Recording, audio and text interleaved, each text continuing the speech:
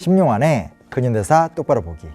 사실 근현대사 똑바로 보기를 처음 기획할 때 가장 먼저 준비를 했던 것은 친일파 이야기였어요.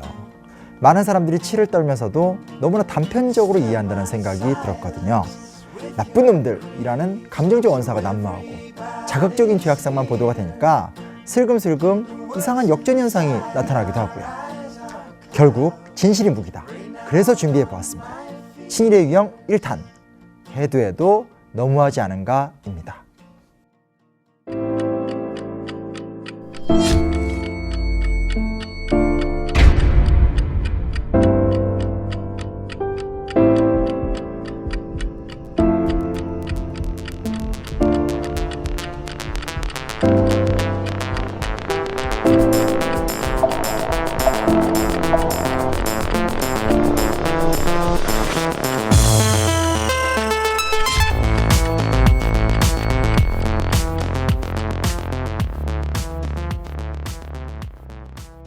친일의 유형과 방식은 다양해요. 시기별로도 차이가 나고요. 그래서 첫 번째 주제로는 거물급 인사들이 어떻게 변질을 갖는가를 다뤄보기 위해서 두 사람을 콕 찍어봤습니다. 박영유와 윤치호. 이들에게는 공통점이 있습니다. 첫째, 구한말 나라를 구하고자 분투를 했던 인물이라는 점. 둘째, 변절한 이후 친일행의 끝을 보여주었다는 점. 우선 박영유부터 이야기해 볼게요.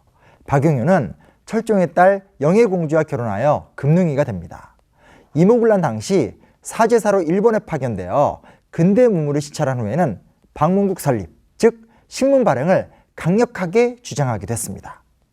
갑신정변이 실패하고 일본에 망명했음에도 1888년 개화상소를 올려서 신분제도 철폐, 근대적인 법치국가 확립, 자주독립과 부국강병을 건의할 정도로 열정적이었죠.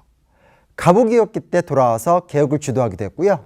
심지어 고종의 아들 이강을 국왕으로 취대하려는 쿠데타 시도도 했습니다. 1907년에는 고종 강제 퇴위에 반대하다가 보안법으로 유배살이를 하기도 했고요. 그랬던 그가 변하기 시작합니다. 한일 동지회 회장으로 선출이 되었고 1910년 한일병합 당시에는 조선 귀족령에 따라 28만 원을 받고 이후 조선 귀족회 회장에 취임합니다. 1919년에는 유민회 회장에 선출되는데 이 단체는 3.1운동으로 일어난 사회적 혼란을 막고자 설립된 단체였습니다. 1921년 이후에는 조선 총독의 자문기구인 중추원에서 각종 고위직을 역임합니다. 1924년에는 반일운동을 배격하고 일선 융화를 도모하는 동민회의 발기인으로 참여했고요. 1927년에는 다이쇼 천황의 장례식에 조선 귀족 대표로 참여합니다. 이후 이토 히로부미 20주기 추도회에서도 발기인이 되기도 하고요. 그 공로 때문인지 1932년에는 일본 제국주의 귀족원 칙선의원에도 임명이 되는데 조선인으론 단 10명밖에 거쳐가지 못한 자리였다고 합니다. 1939년 흥룡에는 친일합병 공로자로 이용구, 송병준, 이완용과 함께 박영유를 선정하기도 합니다. 근데 흥미로운 점이 있어요. 박영유 인생에 언제나 이권이나 돈이 개입되어 있었다는 점이에요. 정치적 행보와 경제적 행보가 꼭 같이 이어갔다고 보면 됩니다.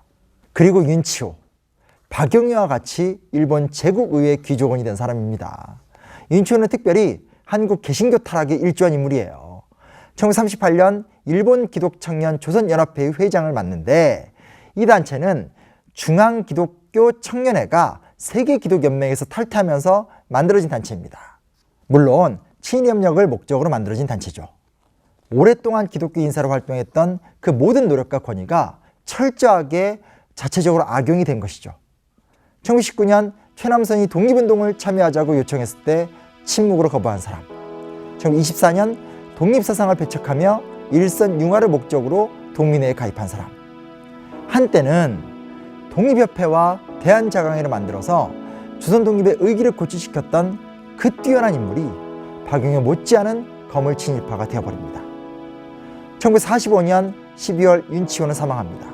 평생을 냉랭한 현실주의자의 시각으로 하지만 삶은 철저하게 친일파로 살아왔던 그는 조선의 독립을 보면서 과연 무슨 생각을 했을까요? 사람의 변질을 단죄하지 못함이 참으로 고통스러울 뿐입니다.